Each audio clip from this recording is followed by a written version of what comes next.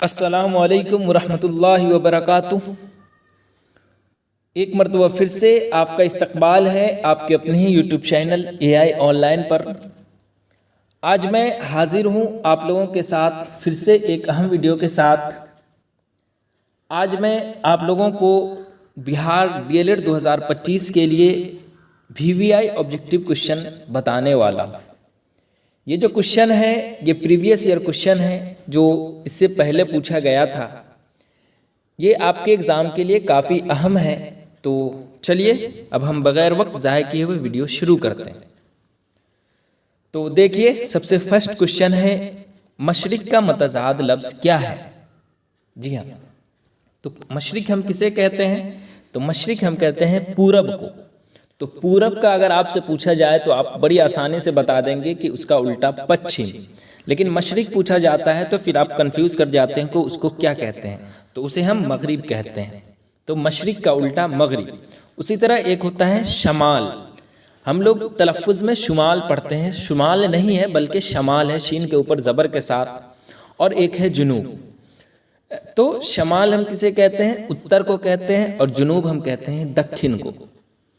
تو اگر آپ سے پوچھے کہ شمال کا ضد کیا ہے تو آپ کہیں گے جنوب، اور اگر آپ سے پوچھے اتر کی ضد کیا ہے تو دکھن، یعنی جیسا کو تیسا، جیسا آپ سے پوچھے اس طرح سے جواب دینا ہے۔ اگر آپ سے فارسی میں پوچھے تو فارسی میں ہی الٹا جواب دینا ہے، اور اگر آپ سے اردو میں پوچھے تو اردو میں ہی آپ کو جواب دینا ہے۔ ایسا نہیں ہو کہ آپ سے پوچھ دے کہ دن کی ضد کیا ہے تو آپ شب بول دو، ایسا نہیں ہے۔ دن کی ضد آپ رات بولو گے۔ اگر آپ سے پوچھے کہ رات کی ضد کیا ہے تو آپ روز نہیں بولو گے بلکہ دن بولو گے، یعنی جیسا کو تیسا۔ لفظ رنج کی ضد کیا ہوگی؟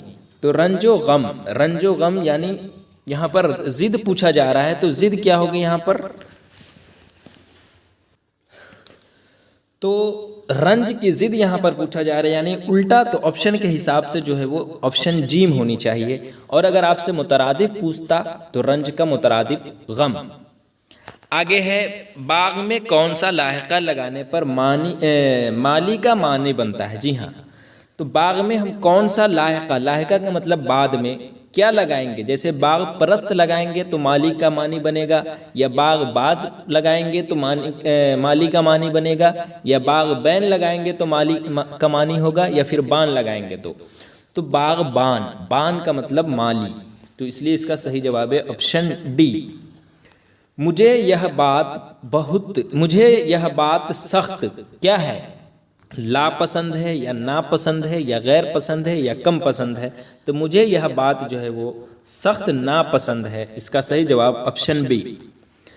مضمون ادب کی پہچان کے مضمون نگار کون ہیں؟ تو مضمون ادب کے پہچان کے مضمون نگار جو ہے وہ ڈاکٹر عبد المغنی ہے۔ یہ کوشچن کئی مرتبہ آپ سے پوچھا گیا ہے، ہر سیٹ میں پوچھا جاتا ہے، اس لیے اس کو ضرور آپ یاد رکھیے گا۔ اس میں معرفہ کی کتنی قسمیں ہیں؟ تو اس میں معرفہ کی جو ہے وہ کل ملا کر 7 قسمیں ہیں، جو میں اس سے پہلے بھی بتایا تھا۔ اور وہ کون کون قسمیں تھی؟ تو اس میں معرفہ کی کل ملا کر 7 قسمیں میں بتایا تھا۔ اس میں نکرہ کی 5 قسمیں، اور اس میں اس کا معرفہ کی 7 قسمیں۔ اس میں علم، اس میں ضمیر، اس میں اشارہ، اس میں موصول، اس میں موعود، مضاف اور منادہ، کل ملا کر اس میں معرفہ کی 7 قسمیں میں بتایا ہوں۔ اسی کو ہم اس میں خاص بھی کہتے ہیں۔ اور اس میں نکرہ کی اگر آپ سے پوچھے تو اس میں کہیں کہیں آپ کو 8 بھی دیکھنے کو ملے گا، کہیں آپ کو 5 بھی دیکھنے کو ملے گا، اور کہیں آپ کو 13 بھی۔ تو آپشن میں کیا ہے اس لحاظ سے ہم جواب دیں گے، ہے نا۔ اب آگے دیکھیے، برٹش گورنمنٹ نے 1889 میں شاد کو کون سے خطاب سے نوازا؟ جی ہاں، تو یہ کوشچن کہاں سے لیا گیا ہے آپ اندازہ کریں۔ تو یہ جو کوشچن ہے یہ کلاس 9th سے لیا گیا ہے نا۔ کلاس 9th میں جب آپ صفحہ نمبر آئی تھنک میرے ذہن میں نہیں ہے، لیکن کلاس 9th میں درخشہ حصہ اول جب آپ کھولیں گے تو اس میں اس کا جواب دیا گیا ہے۔ تو 9th میں ایک مرثیہ ہے، مرثیہ کا نام میرے ذہن سے ابھی نکل رہا ہے، شاید ایک منٹ۔ بیان شہادت خر، جی ہاں، سلامت علی دبیر کا ہے، صفحہ نمبر 147 آپ کھولیں گے تو وہاں پر اس کا جواب آپ کو مل جائے گا۔ میرے پاس ابھی کتاب ہے، وہیں سے میں آپ کو بتا رہا ہوں جہاں لکھا گیا ہے اس کا جواب۔ تو برٹش گورنمنٹ نے 1889 میں شاد کو کون سے خطاب سے نوازا تھا؟ تو خان بہادر کے خطاب سے جو ہے وہ نوازا تھا۔ 152 نمبر صفحہ آپ کھولیں گے، نہ کہ 146، وہاں پر کلیئر لکھا ہے کہ برٹش گورنمنٹ نے آپ کو سے مراد شاد عظیم آبادی کو 1889 میں خان بہادر کے خطاب سے نوازا، اور 8 جنوری 1927 کو 81 سال کی عمر میں شاد عظیم آبادی کا انتقال ہو گیا۔ جی ہاں، شاد عظیم آبادی ان کا پورا نام سید علی محمد تھا، اور تخلص جو ہے وہ شاد ہے، یہ آپ ضرور یاد رکھیے گا کیونکہ یہ اکثر پوچھا جاتا ہے۔ مرزا دبیر کی معاصرانہ چشمک کس سے تھی؟ جی ہاں، تو یہ بھی جو کوشچن ہے یہ لیا گیا ہے کلاس 9 سے ہی، درخشہ حصہ اول سے، جس میں صفحہ نمبر 146 کھولیں گے تو وہاں پر کلیئر لکھا ہے کہ مرثیہ نگاری کی تاریخ میں انیس و دبیر کی شاعرانہ چشمک بہت مشہور ہے۔ تو مرزا دبیر کی معاصرانہ چشمک کس سے تھی؟ تو میر انیس سے تھی۔ وہ ظہر کے وقت آیا، اس میں ظہر کیا ہے؟ ظرف مکان، ظرف زمان، فاعل، یا پھر ان میں سے کوئی نہیں؟ تو دیکھیں، اس میں ظرف جس سے مقام یا وقت کا پتہ چلے اسے ہم اس میں ظرف کہتے ہیں، اور اسی کا پارٹ ہے ایک اس میں ظرف مکان اور ایک ہے اس میں ظرف زمان، وہیں سے یہ کوشچن لیا گیا ہے۔ تو ظرف مکان کہتے ہیں ہم جس سے مقام کا پتہ چلے، جیسے اسکول، مسجد، قبرستان، یہ سب کیا ہے؟ اس سے مقام کا پتہ چل رہا ہے۔ اور جس سے وقت کا پتہ چلے اسے ہم اس میں ظرف زمان کہتے ہیں۔ جیسے ہم نے کہا وقت، گھنٹہ، منٹ، سیکنڈ، ظہر کا وقت، عصر کا وقت، تو اس سے ہمیں وقت کا پتہ چل رہا ہے تو وہ کیا کہلائے گا؟ اس میں ظرف زمان کہلائے گا۔ اگر آپ سے ڈائریکٹ پوچھ دیتا کہ وہ ظہر کے وقت آیا، اس جملے میں ظہر کیا ہے، اور آپشن میں دے دیتا اس میں ظرف، اس میں آلہ، اس میں صوت، یا پھر ان میں سے کوئی نہیں، تو آپ ڈائریکٹ کس پر لگاتے؟ اس میں ظرف پر لگاتے، کیونکہ اس میں ظرف کے چیلا جو ہے، اس میں ظرف مکان اور اس میں ظرف زمان، وہاں سے یہ کوشچن ہے تو یہ اس میں ظرف کا ٹائپ ہے، اس لیے اس میں ظرف صحیح ہو جاتا، لیکن آپشن میں اس کے ٹائپ سے آپشن دیا گیا ہے تو وہ ہو جائے گا اس میں ظرف زمان۔ آگے دیکھیے سوال نمبر 10، درج ذیل میں اس میں مصغر کون ہے؟ باغ، بازار، پہاڑ، یا پھر باغیچہ؟ تو اس میں مکبر اور اس میں مصغر، جس سے چھوٹائی کا علم ہوتا ہے اسے ہم اس میں مصغر کہتے ہیں، اور جس سے بڑا ہونے کا علم ہوتا ہے اسے ہم مکبر کہتے ہیں۔ جیسے ہم نے مثال کے طور پر کہہ دیا در، تو در کا مطلب دروازہ، اور اگر ہم نے کہہ دیا دریچہ، تو دریچہ کا مطلب آپ جو کھڑکی ہے آپ کے گھر میں وہ، یعنی چھوٹا دروازہ۔ اسی طرح ہم نے کہہ دیا باغ، تو باغ کا مطلب وہ جو باغ بڑا سا جو ہوتا ہے جہاں پیڑ پودے بہت سارے لگے ہوتے ہیں اسے ہم باغ کہتے ہیں، اور باغیچہ جو ہم اپنے گھر کے آزو بازو میں جسٹ بغل میں جو کیاری لگاتے ہیں اسے ہم باغیچہ کہتے ہیں۔ تو اس سے چھوٹا ہونے کا پتہ چل رہا ہے، تو باغیچہ کیا کہلائے گا؟ اس میں مصغر۔ فاعل ایسے اسم کو کہتے ہیں جو کام کرنے والے کو کیا ہے کہ ظاہر کرتا ہے، یا ظاہرانہ کرتا ہے، یا چھپانا کرتا ہے، یا لایا۔ تو فاعل ایسے اسم کو کہتے ہیں جو کام کرنے والے کو ظاہر کرے، جیسے ہم نے کہہ دیا زید پٹنہ گیا تھا، تو زید کیا ہے؟ یہاں پر فاعل ہے جو پٹنہ جانے کا کام کر رہا ہے، یعنی اس میں ظاہر کر رہا ہے۔ شہباز کی وفات کب ہوئی؟ 1906، 1907، 1908، یا پھر 1909؟ تو شہباز، عبدالغفور شہباز، جن کی وفات جو ہے وہ 1908 میں ہوئی تھی۔ حمد خدائے عز و جل کے شاعر کا نام کیا ہے؟ تو حمد خدائے عز و جل سب سے فرسٹ سبق ہے جس کے مصنف جو ہے وہ ہے شبنم کمالی، جن کی پیدائش سیتامڑھی ضلع کے پکھڑیرا میں ہوئی 1938 میں، اور 2004 میں ان کی وفات ہوئی تھی۔ ان کا آپ کے نصاب میں 2-3 کتاب ہیں جو آپ کو یاد رکھنا ضروری ہے۔ ایک ہے 3 شعری مجموعے ہیں، ضیاء عقیدت، فردوس عقیدت، صحبائے عقیدت، یہ سب جو ہے یہ ضرور یاد رکھیے گا۔ ساتھ ہی ان کا اصل نام مصطفیٰ رضا ہے، یہ بھی ضرور یاد رکھیے گا۔ اور کیا کہتے ہیں، اس سے جیسے شبنم کمالی کی ضلع میں پیدا ہوئے تو سیتامڑھی میں پیدا ہوئے، انسان کی مشکلوں کو کون حل کرتا ہے تو اللہ تعالیٰ حل کرتا ہے. یہ سب کوشچن جو پوچھے جاتے ہیں وہ اسی چیپٹر سے پوچھے جاتے ہیں.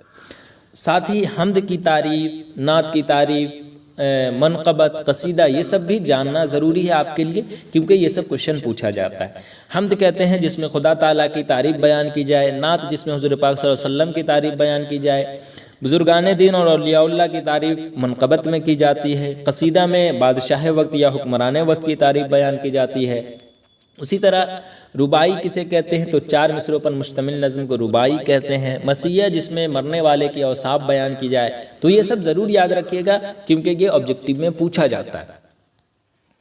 تو فعل حال میں کسی کام کا جاری رہنا پایا جاتا ہے.